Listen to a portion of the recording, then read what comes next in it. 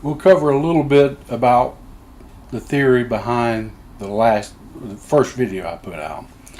And I told you that it would be a G major scale, that the A Dorian scale, which is the blues scale, was built on.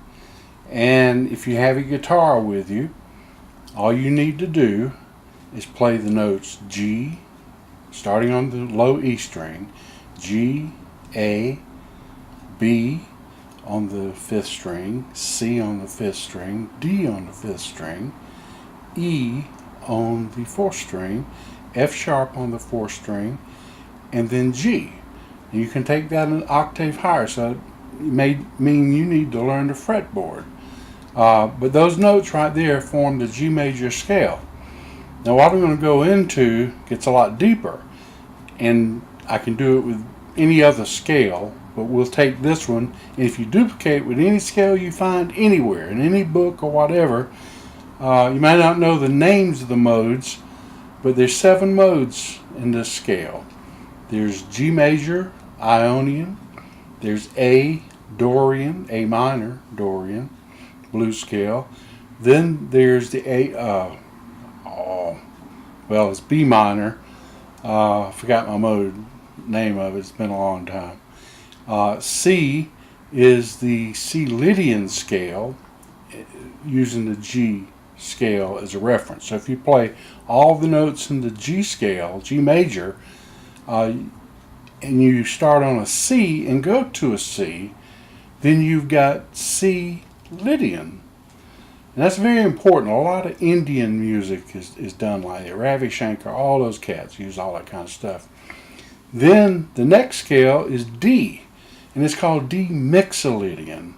John McLaughlin uses this all the time. That's one of his favorites. I mean, he uses a lot of other things, but it's a very powerful scale. It's very authoritative.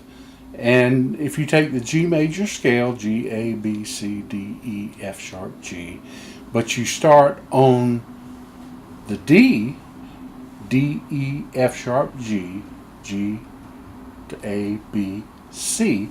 C is the 7th step, and it really gives it that power. And then F is a real nice tone to land on. Going from G to F in the Mixolydian, it's a nice resolution. And you create the tension going from the C note to the D. And I'm spending a little bit of time on this because Mixolydian in jazz, say you've got A minor 7 to D7 chord to G major 7, which is a 2-5-1 chord. When you get to the D chord, which would be a D7 or a D9 or D7 13, D9 7 13, all you would do is play the G major scale starting on D. You got to know the notes on the neck of your guitar. And if you go from D to D, this is simple now. You don't want to start with D all the time. You might want to start with the E even. You might want to start with the G to the F sharp as a resolution. But basically, that's D Mixolydian. You can play it over any 5 chord. And of course, that means you've got to transpose. So that's something you need to work on too. We'll cover transposition. We'll cover key modulations. Later on, we'll get into metric modulations. So you might be quarter note 90, and then, by using 8th notes, dotted 8th notes, and just different ways to get about it, you could be actually the next measure going at 120. So that's more complicated. A lot of times it's in classical music, but I can't think of a piece right offhand, jazz fusion, that's used. We'll get back to the G major scale and the harmonization of it in a moment. Then you go to E, which is the Aeolian scale. It's a minor scale too. It has a flat 6. So if you go B minor to A minor to G, that gives you an Aeolian scale, and you can play the G scale over that. I think Chicago 25 or 64, down, down, down, down, down, down, down, down, down, da da da da da. Then they go to the E, da da. But we're in E Aeolian, and you can go from E. Oh, excuse me, I did a minor. That's in the Allman Brothers too. You can go from E minor to D7. You don't ever play the 7 when you're using the Aeolian mode in your chord. It's usually a major chord or either a 9 chord, D major 9, to C. And when you go from C to D to E, which is a lot of rock tunes, you hear that all the time, E minor, you can play the G major scale over that. Now, you're not going to start on the G note every time, and that's something we'll get into too, because eventually all you're going to think is G major over all these modes. I mean, you don't have to. Everything's relative. At some point, you're going to train your ear, and you're going to hear, and you won't even think about these modes hardly. There'll just be a reference point, like going down the highway and you see 55 miles an hour. Or you see a sign that says rest stop, you know you're close. So that's the way it is. You're navigating through these scales and chords and all that. But then you got F sharp, which is the, oh God, what is that? Locrian mode. Yeah, John McLaughlin, Chick Corea uses this a lot. It's got a half step relationship. The ninth in the F sharp Locrian is a G. So it's got dun, dun, dun, dun. I'm covering this kind of fast, but I'm going to break down each one of these in later videos and cover them in depth. I'm just giving you an overview of the way all this works. And if you can pick up on it right now, you're way ahead of the ball game. Then you go back to G Ionian at the top. Now, the way you make a chord from a scale, is you stack thirds. Okay, do, re, mi. Mi is the third. Do, mi, sol, sol, do, mi, sol. I never learned that in college. I didn't have to. We didn't do it at my school. Well, we did a little bit of it. At the University of Miami, we covered, well, I just never sung it in a teaching format, so forgive me. But you stack the G, the B. If you see this, the G is backwards to U in it. I'll have to remember that. G, B, D. That gives you a G major chord. Now, if you go a whole step up, which is the second step in the G major scale, you have A, C, E, which the C is actually a minor, and that gives you the blues feel. Da-dum, da-dum. So A, C, E gives you an A minor chord. Now, if you stack each scale step like that, and you can add above the fifth, which is root third fifth, that's the second third is the fifth, major third. And when you stack these three together, you can keep on stacking thirds until you use all the notes up.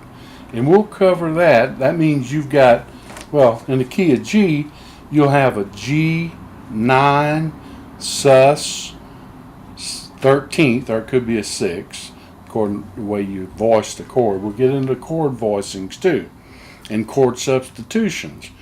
I don't really think of substitutions so much, because once you know that everything is everything, then it doesn't matter. You just hear it and you play it. So getting back to the harmonization, you stack thirds.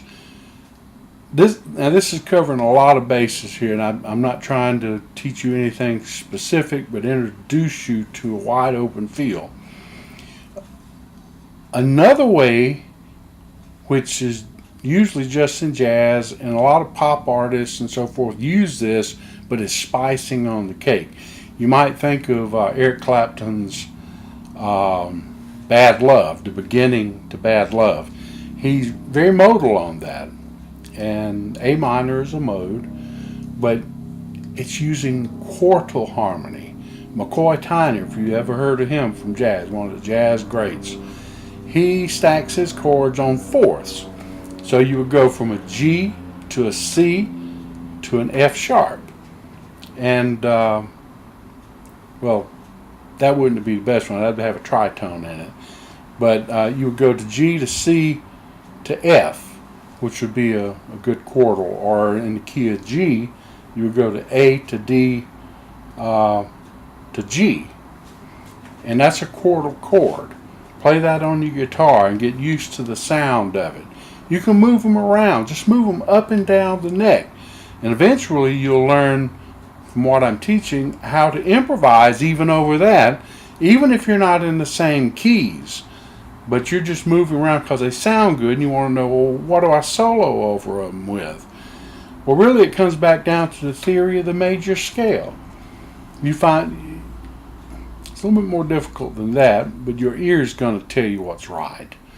So when you've got 3/4 stacked on each other, or 4 stacked together, you can find a major scale that fits all that.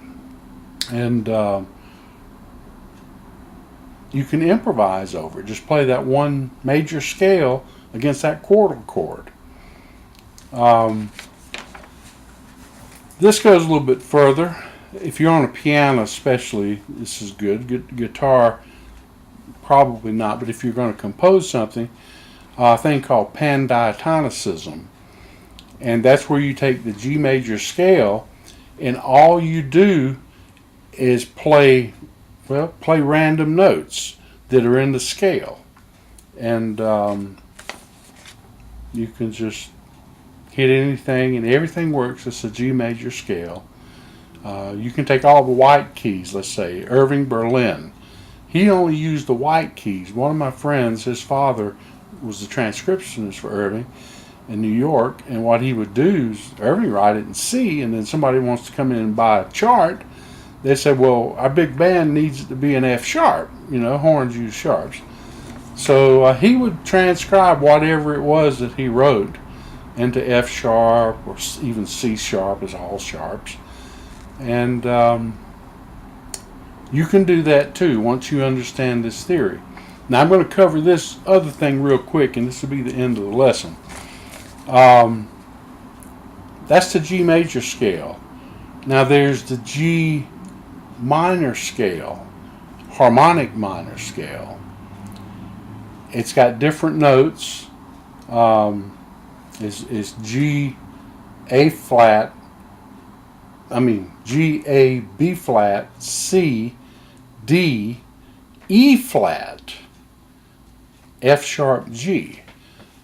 John McLaughlin uses that. There's a lot of people that use that, but it's got a unique flavor to it. And you can stack thirds just like you did the major scale. And once you learn what intervals are, and we'll cover that, we'll cover some ear training, then you can stack your thirds or your fourths and create whatever music you want to. We'll cover rhythm later on because that's very important, whether you're playing in 5/4, 4/4, 7/8, 9/8, 16/8, or 16th subdivision of some sort. But that's further on down the road. First you want to get the harmony down, you want to get the scales, how to make your chords, and how to find out what scale fits over this chord. Just get you a pop tune, a simple pop tune or a complex, whatever, and we'll analyze some pop tunes along the way, and we'll find out what chords fit and what scales fit the chords. Now there's one other scale. At Miami they taught 3 scales primarily to begin with, and that's the melodic minor scale. Look that up on Google. Look the harmonic minor scale up, and then just look up the major scale. And for the next lesson